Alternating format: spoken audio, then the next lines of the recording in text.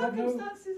no luck It's just whatsoever, sir. terrible, I've heard. And you And you're accuse me of condescending, fighting they're against the killed, Parliament. many I killed. fight Your for my husband. king. Aye, Indeed, aye, sir. but I lost But him. here I indeed didn't we lose, have I didn't declared know. Parliament. Nay, 'tis a Ladies with ease, may we conduct our business? You, sir, explain yourself. I am a Cornish gentleman, sir, and we in Cornwall always support King and Parliament, and now I have been brought to the borders of Plymouth, and the Plymouthians seem to support Parliament but not the King, sir. Right, so you have been active for the malignant forces, then? I've been active You've been in taken- protecting Cornwall you've from been- the Parliament rebels in Sir, Plymouth. we are not in Cornwall, we are in Devonshire. You have been caught in I got arms. lost. You have been caught in arms for the king at the recent Sabbath day fight. Is this not so? Yes, and I was trying to get back to Cornwall, sir, and I haven't. But you were caught in arms in action against the forces of the one true Parliament. I was fighting for the one true King, sir. Forces of Parliament But fight for since the I king. am your prisoner, sir, I give you my word of honour, I will not defy you. Do you wish my sword, sir?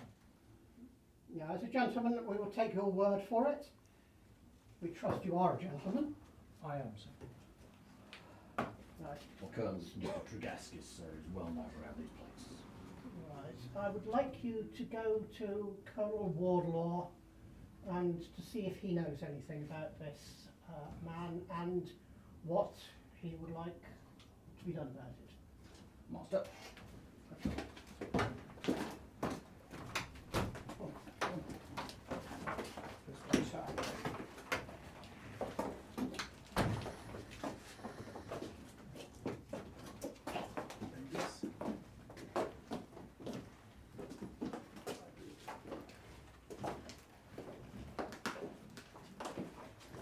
Right.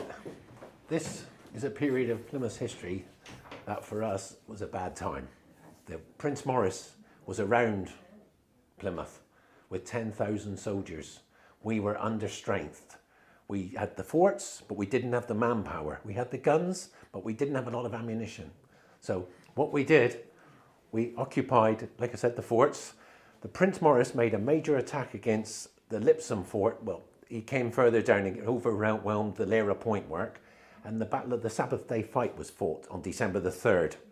We've just come and seen a situation where the two women were upset, very upset, because they don't know if their husbands had survived the battle, where 100 local men and soldiers died and were wounded and captured. The parliamentarians' losses were 1 to 3, they say, but obviously in war it's exaggerated. The Roundhead militiaman who fought under Captain Philip Francis brought in a prisoner, a Roundhead, a royalist gentleman, and they were going to sort of take him into custody and see what they could do with him. They were talking about the Battle of Freedom Fields, as it's called now. Now the situation was resolved shortly after Christmas Day when the royalists withdrew from Plymouth and left the town to lick its wounds, repair its forts and bring in more supplies and manpower. I was just going to say as well, an add-on, this war proves, like all civil wars, the divisions in families, brothers against brothers, fathers against sons.